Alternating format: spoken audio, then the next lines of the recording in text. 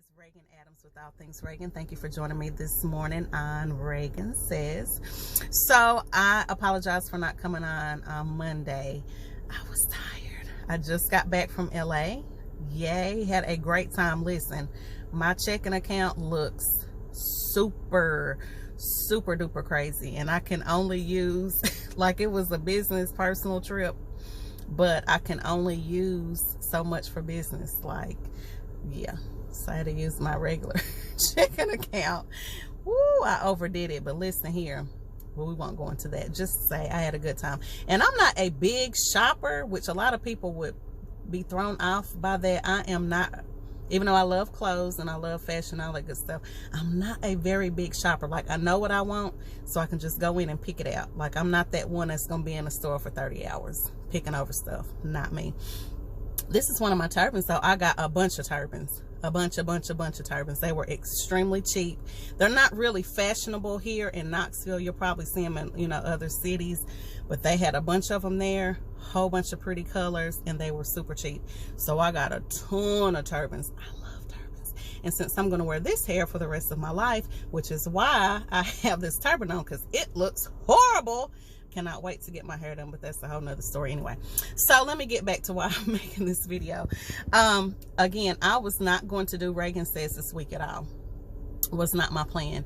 I was just going to wait till next week at spring break. I was thinking nobody's really going to listen, yippee dippy skippy. But I got a I got a text message from my daughter.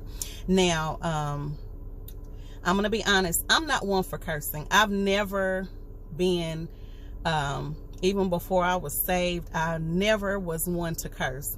I always thought, and yes, I'm going to say it, pretty girls don't curse.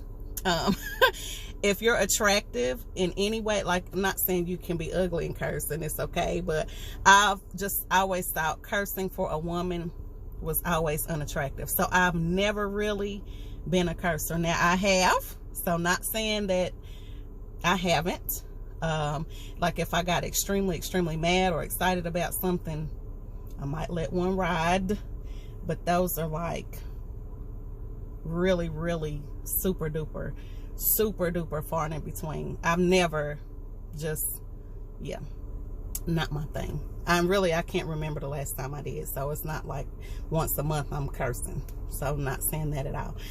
But anyway, I do have a word that is kind of substituted as the word for a cuss word, and I say the N word, which I know I shouldn't say. It is out of habit, but that's kind of like my curse word. So I'll be like, N word, like, I try to replace it with ninja. So anytime you hear me say ninja, that's kind of like the replacement word for the N word. Now I'm working on it. Okay. I had to tell you that background story because I'm getting ready to tell you another story about my daughter.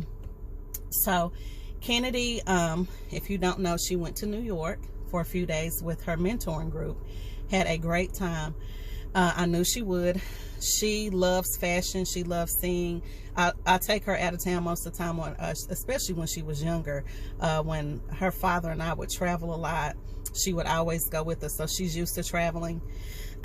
And even when I travel, I try to take her with me as long as, it's something that she can be at. So she likes bigger cities, and I knew she would, love New York. She's always talking about New York and LA and all that good stuff. So, went to New York. We talked every day. We text every day. And she texted me and she said, Mama, I want to say the N word. I'm so mad right now. And I was like, uh-oh. And I'm like, what's going on? Like, you need to calm down. So long story short, I said, well, can you call me? Because, I want to find out what's going on. So she was saying that some of the girls were being mean to her. And she didn't want to tell me because she thought that some of them would cuss her out or be mean, even more mean to her. And she didn't want to go through that.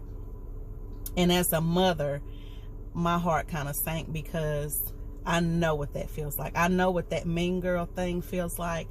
I know what the new girl feels like because she's new to the group. She just started and she really doesn't know anybody. And the one person that she kind of knew, she said she was, you know, flip-flopping on her. She thought that they were cool. And then the girl started acting funny, which I talked to Kennedy about funny acting friends maybe 2 months ago. She was telling me about a girl at her school who sometimes she's cool and then sometimes she'll flip-flop and she acts ugly. And I tell her, those type of friends, you cut them off from the gate. Because nobody has time for that. Like, we're not dealing with fake friends. If, you know, your friend, like my friend Cindy, she got to be the same way every time. Like, if I catch her out here talking about me to somebody else that I don't deal with, or she's flip-flopping, like she's not my friend. I need you to be how you going to be in front of me and away from me. So, if your girl is flip-flopping, she's not your friend. So, we've already had that conversation. So, she already knew about the other girl, but this was a new girl, too, that was acting funny. So I'm like, well, call me, because, you know, I want to hear what's going on. So Kennedy calls me and she says, she was telling me about some purses or something. She's like, Mama, they trying to sell these fake purses to Miss such and such. And I hear the girl in the background and she says, why you say that? Why you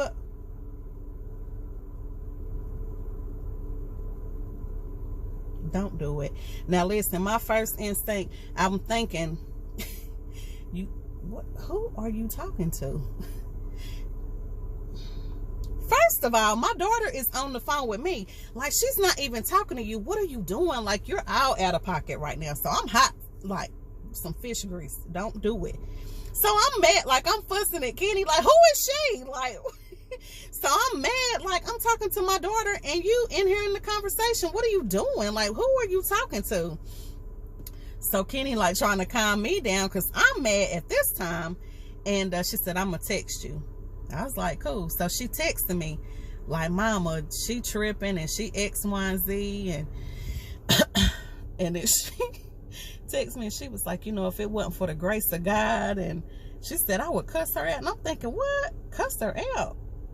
I'm like, oh Lord, we're gonna have a conversation, because ain't no cussing. Like, we not doing no cussing out. And we thank God for the grace of God. And you know what, I'm gonna keep it real with y'all, because yeah, we're Christian, but I'm gonna keep it real with you, what's going on in my house. Because it's not always perfect. Oh, y'all didn't see my little henna tattoo that I got. It says blessed. But anyway, I'm just keeping it real with you with what's going on in my house. Because it's not always peaches and cream in nobody's house, but definitely not mine. So anyway, Kenny texts me all this stuff, and you know, I was just letting her know that, you know, even though these girls bully you, you're still beautiful from the inside out. Like, nobody can take that from you. My daughter, listen, I think she's the best thing since sliced bread, and I tell her that all the time. And everybody is not going to always get along with you. I tell her that all the time. I talk to her about jealousy, and I was asking her, like, what were the girls saying about you? Because she said that they were talking about her, and I said, well, what did they say? And what did she say? That they said that she was younger than them, but she was trying to act older. But my daughter is mature for her age. Look, she's around me 90% of the time, and she's the only child. She's not really around a lot of children, so she is very mature for her age. And I'm like, if they trying to find that to talk about, like, that's nothing. And that sounds like jealousy. But here's another thing. I don't always want to pull the jealousy card either, but sometimes that's just what it is. You know, you're the new girl to the group. They don't really know you. So you're kind of an outcast until they can kind of figure out who you are. But in the meantime, in between time, you got to know who you are and pull yourself together and be cool with being by yourself. Be with the group, but do your thing. And my heart kind of hurt for her because, like I said, I've been there where, you know, you've had the mean girls. You've had people talk about you for no reason. And she, like I said, she was able to call me back, so we were able to have a discussion. And I said, I'm actually glad this is happening to you right now, because what you're going through now, I did not learn to not care. And I've talked about this before. I did not learn to not care about what people thought about me until I was older. And I need you to get that now. she's kind of in this, well, she's coming out of it, but she wanted to call everybody her friend. This is my friend. This is my best friend. No, baby girl, they're not. You're probably going to have one or two really, really good friends. And if you're able to have two, you're really blessed. But, you know, just really trying to school her on friendships, trying to school her on making sure she knows who she is, and not let people's insecurities weigh on how she is and why she does what she does and who she is. Like, you can't. It's crazy. And another thing that I told her, I was like, I'm about to be 40 next month. I still go through that. I still go through people not liking me and not knowing who I am. Like, I already cast judgment on me because I may, you know, dress a certain way, or I may look a certain way, or I may do whatever a certain way. And they're like, oh, she thinks she's all that. Yeah, okay. If that's what you think. I think I'm probably one of the coolest people you'll ever meet, but that's just me. I think I'm very humble. I do have a little something about myself, but why not? Why not? I think everybody should. Everybody should have a level of confidence. Everybody should feel good about themselves. And I can say that because I had years where I didn't. I had years where I felt like it was terrible. Like, my self-esteem was so low. And people would look at me now. And I remember this lady telling me that used to go to our church a long time ago. And I was supposed to be helping one of the groups that they had there. And she said, I used to fight with low self-esteem. And it was really bad. And she said, well, we see you don't have that problem now. Oh, so you dry hating. And it kind of became a competition thing. But I learned a while ago that I don't care what you think. I don't care what you think. I can't. And I know I'm a leader. I know I'm called to people. I know I'm called to help people. And I don't have time to sit there and go home and dwell on what you think about me. You don't pay my bills. You don't help my daughter. You don't help my family, my husband, my life, my nothing. So what does your opinion matter about me? I have nothing to do with that. And most of the time when people cast their opinions of you onto you, that's their own thing. Why are you upset because of what I got on? Why are you upset because I'm looking a certain way? Pull yourself together, right? I cannot be a leader and care what you think. Now, I can care, but it'll be a fleeting thought. Because once we have a conversation, say, well, what's wrong? Did I do something? No. Well, then we ain't got nothing to talk about. There's nothing to talk about. There's nothing to talk about. And so I instill this in Kennedy early. You cannot care what these girls talk about. This stuff starts early. This jealousy stuff starts early. This mean girl stuff starts early, and it still carries on to adulthood. I still deal, like I said, I deal with it now in business. That's one of the reasons I created or helped create the mastermind group with women, because we can get along. We just have to know who we are. We have to know not to accept certain stuff, and we need to learn how to stick together, because we can. Because once we pull those insecurities out, you can't touch us. Yeah, we can be insecure about some stuff, but that's why we need our sisters, so we can talk about it. I don't want to, and my friend Ambra, my sister in business, what is her slogan? I'm your sister, not your competition. She said that a few years ago when she had a brunch. That always stuck with me. We are not each other's competition. We can do more together. And that's what I always promote. But one thing about it, you will not bring me down off of whatever I'm trying to do because you're insecure about what you got going on. Either you can come on the train and we can do this thing together, or you can move to the other side of the street. Like, nobody has time for that. And my daughter's like, Mama, I just don't understand why you are so hard on people. Why are you just so not caring? And it's not that I don't care. I'm very, I think I'm very caring. But one thing I'm not going to let you do is mistreat me. I've been through years of mistreatment. You're not going to do it. I'm not going to give you like time and time again to feel like you got you getting over on me. Like, it's not going to happen. I might give you a chance or two, but after that, like, I see you feel like you getting over and you doing something, like, nah, we're not finna have this problem. So with Kennedy, I'm like, you're going to have to toughen up, because it's not going to get any better. It's just, it's not.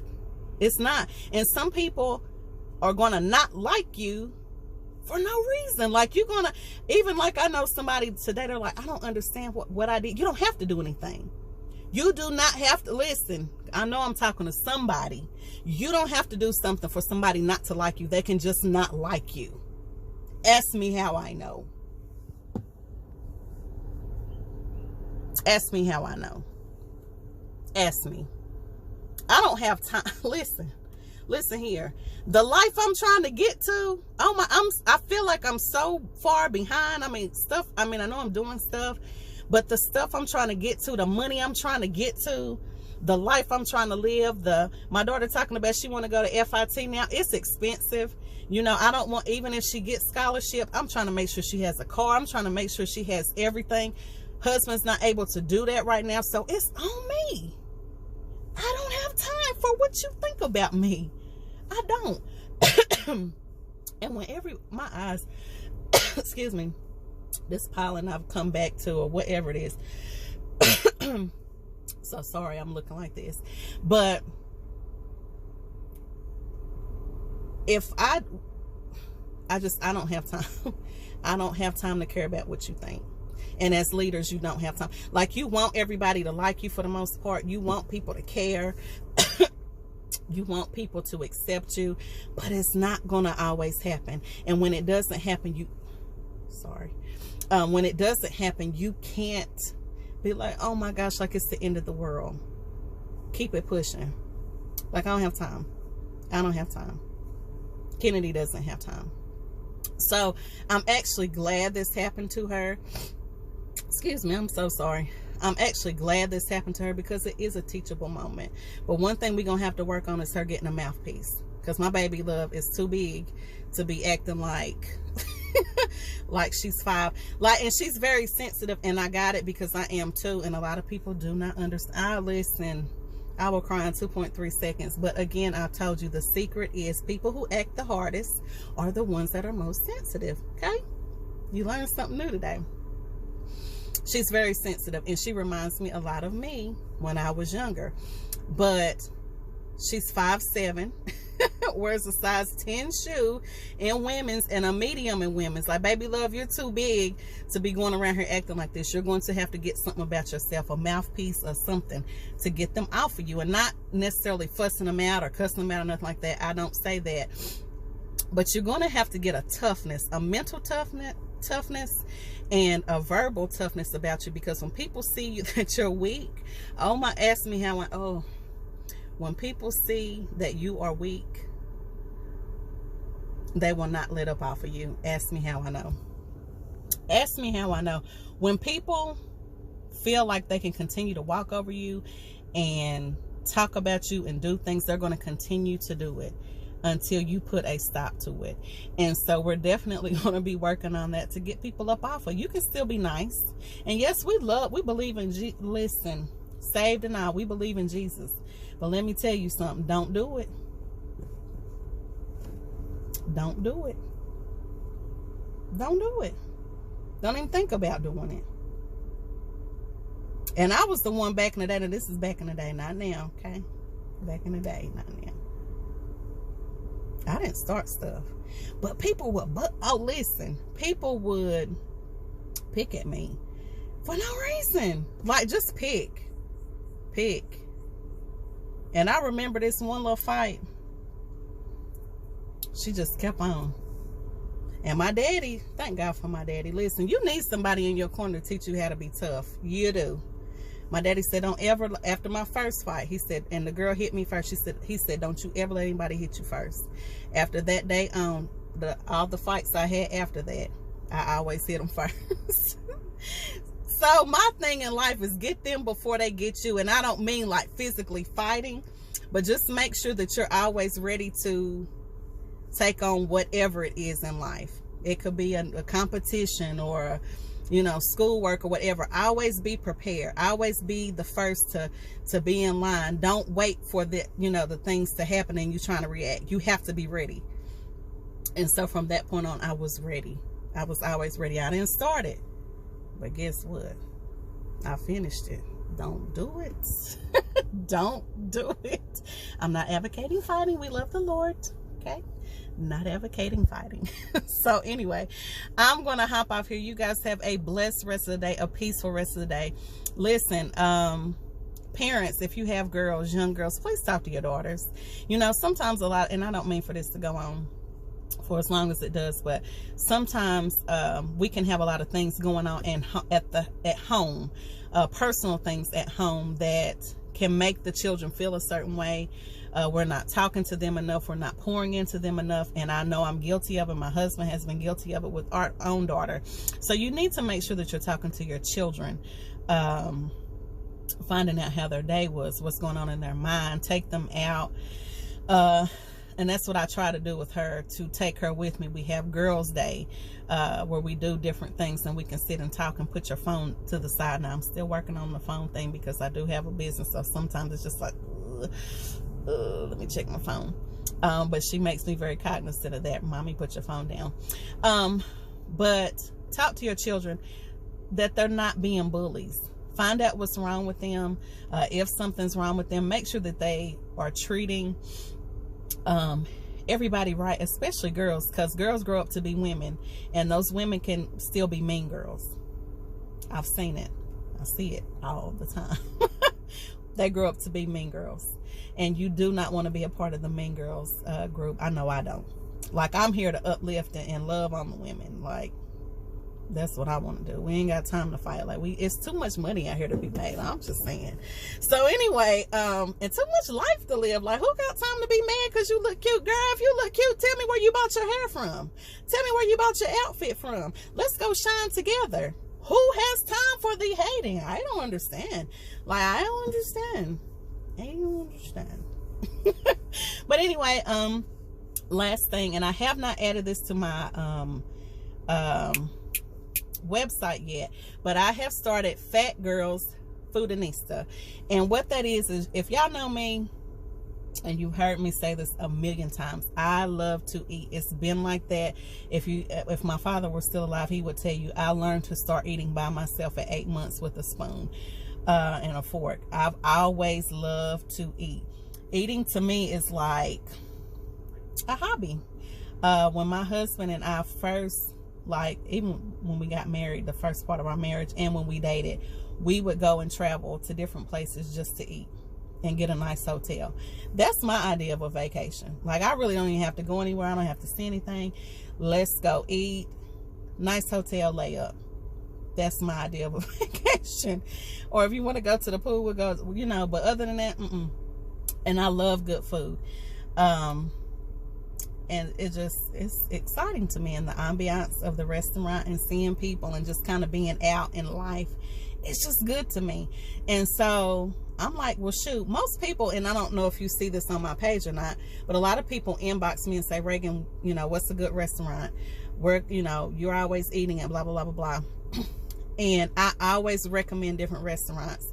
And so I'm just like, well, why not go ahead and just make this a thing? I already do events. So what I'm going to start doing, and we're going to start in October, is have our Fat Girl Foodinista tour, and we're going to start in Atlanta. The next one I think we're going to do in Houston.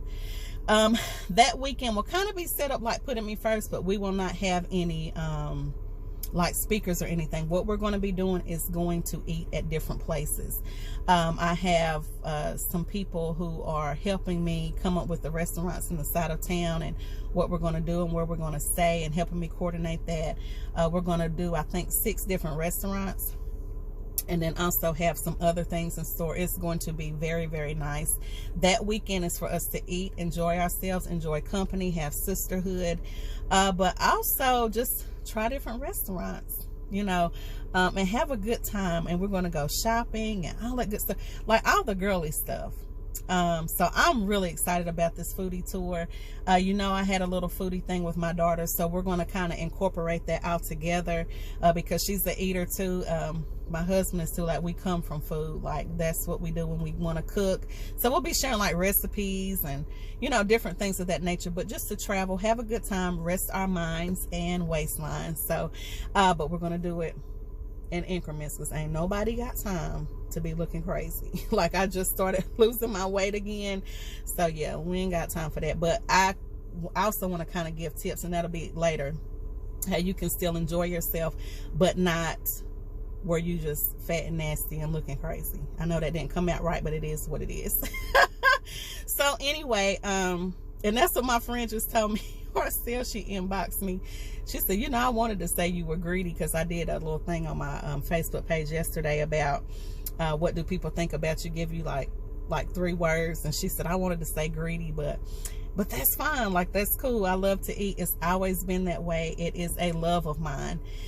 And I just like different flavors. So I'm excited about it, and just kind of stay tuned to my page about it. We're still doing Put Me First, and we're still doing dinner and a movie. I did cancel Us. I have to rest this month. Like, I can't do it. So I canceled that, and the next dinner and a movie we're doing Little, I think that's the name of it.